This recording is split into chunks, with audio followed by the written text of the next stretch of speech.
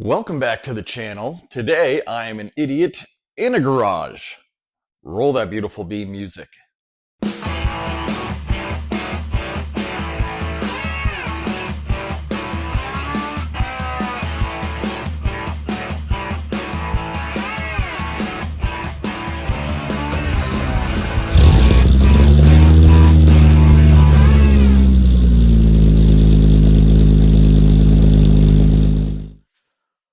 Welcome back. Today we are going to be taking a deep dive into my 1985 Volkswagen Cabriolet VR6, affectionately known in my household as the Death Cab. If you are an internet nerd who loves cars as much as I do, you may have seen this back in the day in an article from Jalopnik. But I'm trying to give an update. I've been working on this for probably about 5 to 7 years now. It is the longest I have ever owned any car in my life. Generally, I flip them after about 18 months. And it's something that has been constantly evolving since the day I got it. If you're not very familiar with the Cabriolet, they basically had 3 generations, even though the entire series was built on the Mark I platform. You had the earlier pre-1985 cars that had smaller engines, were a little bit more basic. In 1985, the Mark II Golf came out globally.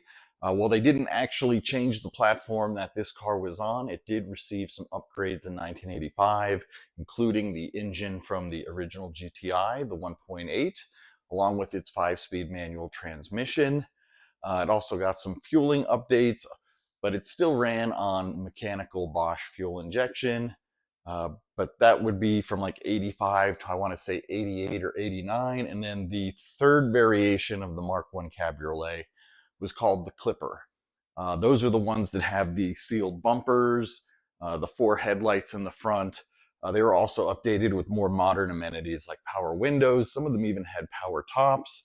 But for me, the sweet spot is the 85 to 88, the cars that still retain the looks of the original, but with enough upgrades to make them usable on a daily basis. These cars, when new, had about 80 horsepower at the crank, which isn't a lot, but it is a very light car. From the factory, it was around 2,200 pounds. You can certainly save quite a bit of weight on that. The biggest way is by getting rid of the giant US spec crash bumpers on the front and rear. Those things weigh about 40, 50 pounds a piece. Also, this car has gone through extensive weight reduction, pulling everything from the original sound deadening, the HVAC system, the bumpers, and a bunch of other stuff out. Eventually, I need to drive this over to the transfer station and see how much exactly it weighs now that it has a VR6 under the hood. But I'm going to guesstimate it's still going to be in the low 2,000 pound range. Other than that, mechanically, there wasn't anything too funky about them. When they converted them from Golfs into the Cabriolets, they put in some more strengthening down here on the rockers, and they also installed this handle, which goes across the back, or hoop, for rollover mitigation. But that gave it its the hoop gave it its signature look, and that was even carried over into the second iteration, the Mark III Cabrio drop delay. But all of that being said, it's really just a 2-door Mark I GTI under the skin with a little bit of added weight. I picked this up off of Facebook Marketplace for 750 bucks. At the time, I was told that it was running and driving, and it was a daily driver. That was definitely not the case. The more I dug into this, the more I found that was definitely a pipe dream. I think it was probably more likely that people were living in it. But I digress. Got the car, didn't make it home. It ended up having to be flatbedded home. And then once I got it here, I started pulling it apart. I actually bought a second Cabriolet as a parts car and then merged the two together for its first form, which was really just a bone stock Mark I Cabriolet. The main reason I was interested in this, not just because it was cheap, was because it looked like it was in really good shape. I'll take you on a tour around the body. All the pictures that I saw before I bought it only showed the passenger side, and there was probably a reason for that, because the front corner had been hit, I guess at some point during the time they were trying to sell it. But all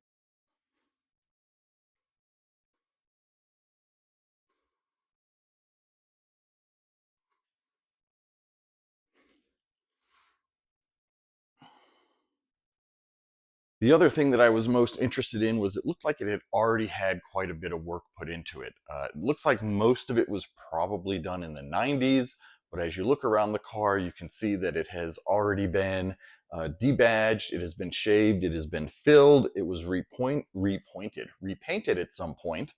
I'll get that next time. Uh, and it also had quite a bit of modifications done to it that, at least from the pictures I saw, looked like it was going to save me some time and money moving forward. And even though it looks like or it looked like someone had put a lot of money into this back in the 90s, there was a ton of new speed parts on it and other stuff that only would have been there if someone actually cared. Uh, it was all roached. It was 20 plus years old at that point. All the bushings were gone. All the poly was done. Uh, for 750 bucks, basically what I got was a triple white edition Cabriolet. And the triple white edition was a white car that would have had white factory wheels and then has this pretty pimp white with pinstriped interior. But beyond that, it was essentially a rolling shell at that point, and that's where I started to build.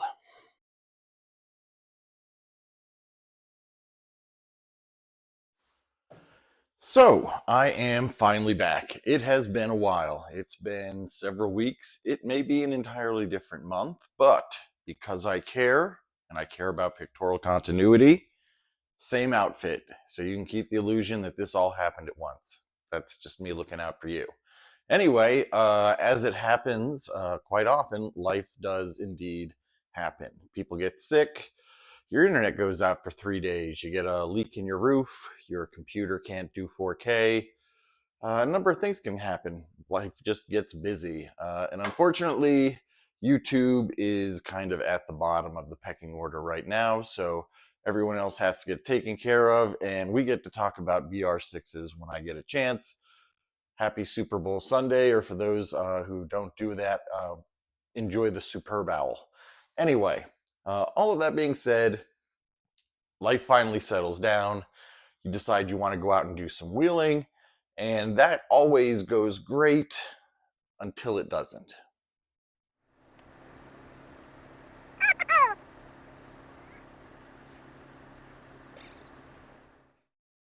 So I am back here today, and we are going to talk about the VR6, what it is, what it comes in, what are the different flavors, varieties, what should you put it in?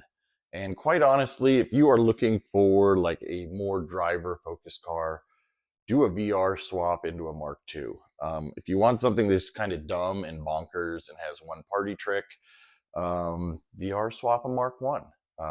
Cabriolet makes it even better. But the thing is that it is a car that was designed in the 70s. It doesn't really have a lot of structure to it. It's not that stiff. I've done everything I can to stiffen it up, so I'm going to walk you through suspension upgrades as well as everything else that has gone through the interior. So we're going to voice over some of this, and hopefully I'm going to be able to figure out how to take pictures and insert them into the video. If that has already been happening up to this point, then I guess I figured it out. If not, something to look forward to. But let's talk about VR6. Basically, VR6, I'm going to put my finger in here, VR6. In German, the V and R stand for inline V.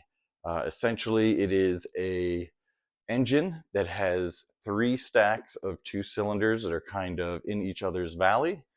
It makes a very tight pattern. Volkswagen wanted to put V6s in their cars to keep up with their competition. The engine bays couldn't fit them, and that's how they came up with the VR6. Personally, I prefer the original 12-valve VR6. It's all metal. It's pretty indestructible, although it does have one fatal flaw, and that's kind of what kills most of them, and that is timing chain guides. Timing chain guides are made out of plastic. They break down over time. Uh, the timing chain skips a couple teeth. The valves meet the cylinders. You have, the malice and the combustion palace, and then, they're scrapped. They're pretty much done at that point. But it's a compact design. It's 2.8 liters. It's 12 valves. From the factory, I believe it was 176 horsepower at the crank. In later generations, it grew to a 2.8 24 valve. You found that in the GLI and the GTI. Then it became the 3.2 liter, which was in the R32. You also found that in the Touareg and a bunch of Audi stuff. And then its final form was the 3.6, which was in pretty much everything in the Volkswagen brand. It was in Porsches, it was in Passats, you name it, it was in there. The Atlas SUV. But they all come from this branch of the VR6, and also Volkswagen, being the kooky Germans they are, decided if you lunchbox two of them together, you can make even more cylinders fit into a small place. So this also evolved to become the W8 in the Volkswagen Passat. You had the W12, which was in the Bentleys, and you had the W16 with the 4 turbochargers that ended up in the Bugatti. So this particular VR6 I picked up as usual on Craigslist down in Southern Oregon. It was $350 at the time, which compared to what I see them going for right now on Marketplace, which is usually around $1,000, was quite a deal. But got it, basically stripped it down all the way to a short block, put it all back together, replaced all of the rubber seals. Then it was just time to fit it back in there. And with that, you really have two choices. You have S&P Automotive and you have Eurowise. I went with Eurowise, and it's nothing against S&P because I have some of their stuff on here as well. Just because it came as a complete package with the headers, the axles, all of the engine mounts, the intake. It was a lot easier to figure it all out when it all came together as one big piece. If there was another aspect to it, the Eurowise kit moves the engine a little bit more central. I don't know if that's true or not, or if that's just marketing hype. But it also lifts some of the weight in front of the front axle to give room in the back if you wanted to put a turbocharger or something like that further down the line if you really had a death wish. Anyway, but the S&P is also very effective at fitting a VR6 into a Mark 1.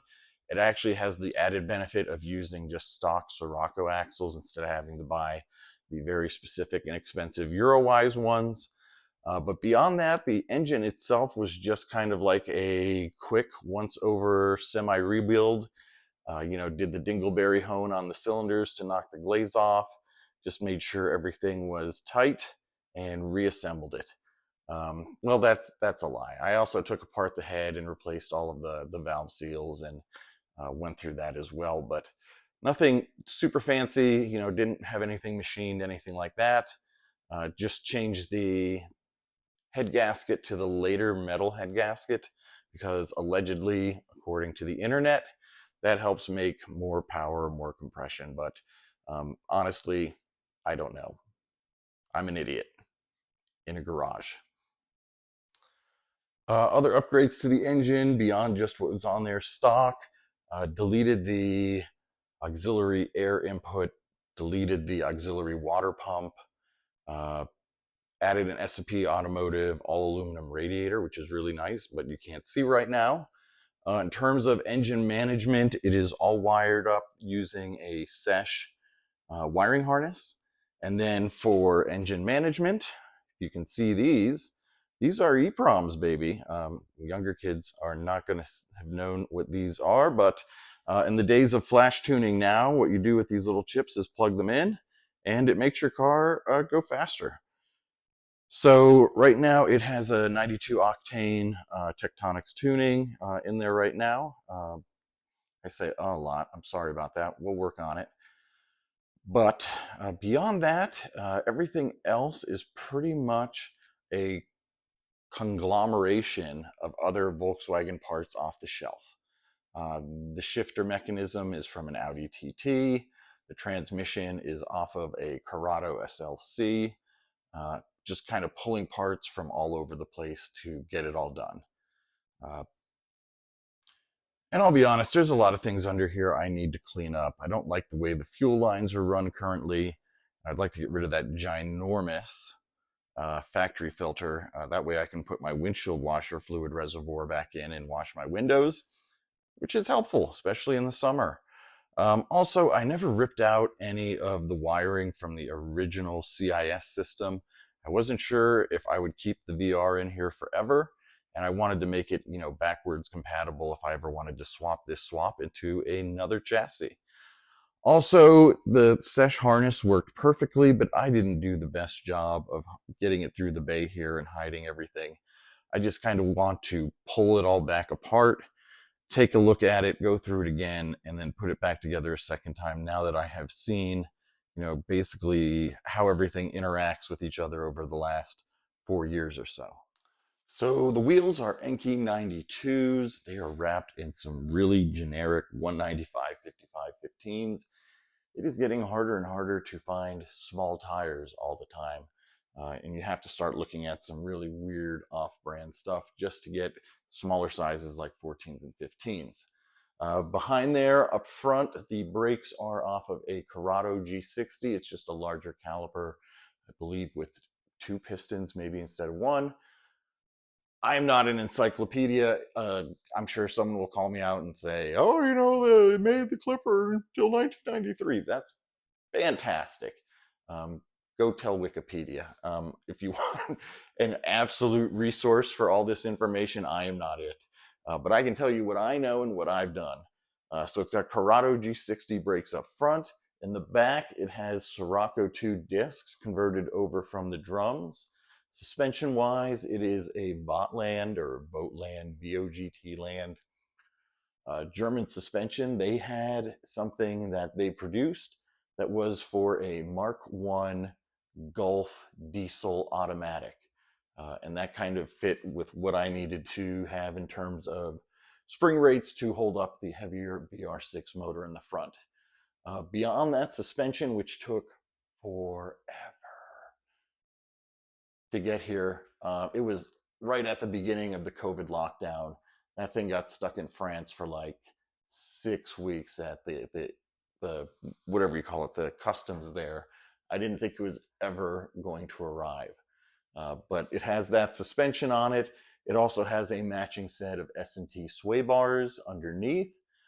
It has the Eurosport upper strut brace and rear strut brace, as well as the lower frame or subframe. Interior, nothing too fancy. Basically just the original Mark I interior. Heavily gutted out everything behind the dashboard. It's still missing a few pieces here and there, but I was actually able to go out and find extra pieces for these seats. Driver's side needs some work. These back panels, if you can see that, are actually starting to come apart. I need to pull those off and reseal them. But beyond that, the interior, the heat, everything works. It's really at this point just a matter of putting a stereo in it. I need a block off plate for where the ashtray used to be, or the air vents for the air conditioning, because the air conditioning's all been removed. And then the weirdest part, well, maybe not the weirdest part. Man, moving this camera around, I need to get a gimbal. I am not a human gimbal. Is the dashboard. I will fire that up, but it's actually an Amazon Fire tablet. It's running OBD Fusion software. Basically, I just have the ECU plugged directly into the tablet, and that's how I get all my gauges. When I put it together, it was a cheap and efficient and economical solution. Now that this miniature tablet has got a couple years under it, it wasn't the best when it was new. It's become kind of laggy. I won't say unusable, but it's another thing that I need to look at really doing something with. Anyway, that's enough of me rambling on about this car. Let's do what you're all here for and take it out for a ride.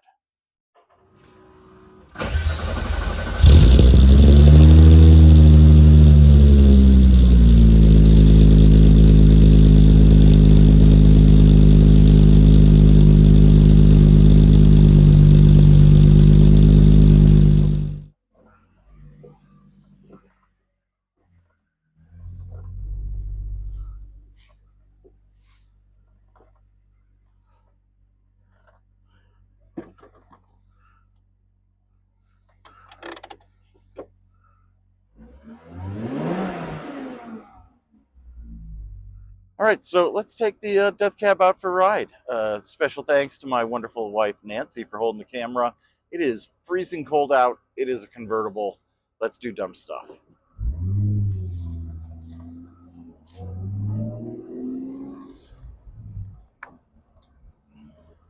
Really should have cleaned the windshield. This heat's hot. You don't think?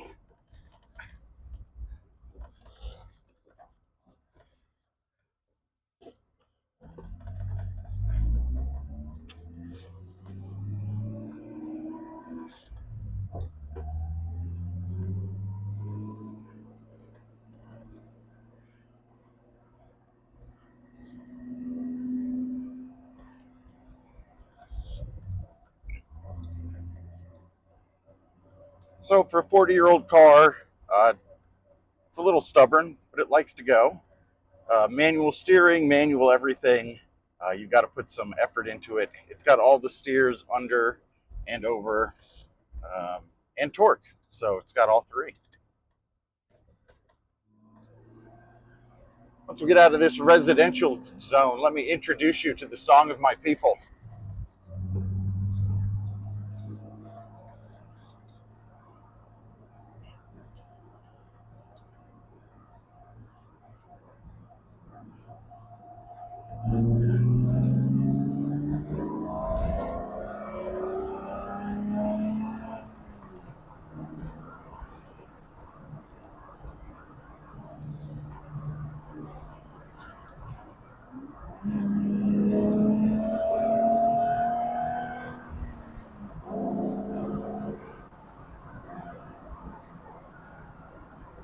It's nearly impossible to do legal speeds in this car.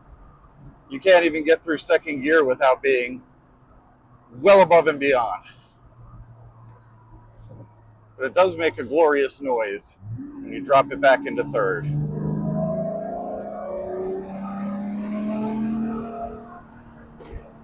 Ready?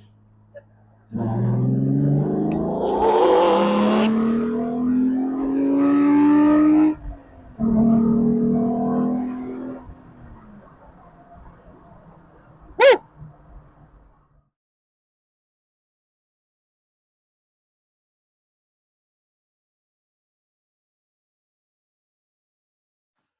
So, in conclusion, the Death Cab is more animal than car, but it does have its shortcomings. There is still work to be done. I do need to address the manual steering rack. I need to take a look at all of my wiring, rerun the fuel lines, brake master cylinder, and finish assembling the interior. And then I can actually start thinking about the body work, because that would be the next phase after that. I haven't mentioned it up to this point, but the top is barely usable.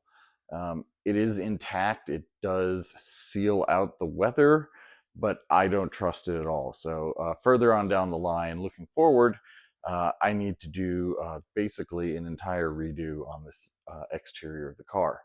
But that is all for this time on Idiot with a Garage. Thank you very much for watching. I'm going to put the links to a bunch of the stuff I talked about in the description below, as well as to the Jalopnik article that David Tracy wrote on this car a couple years ago.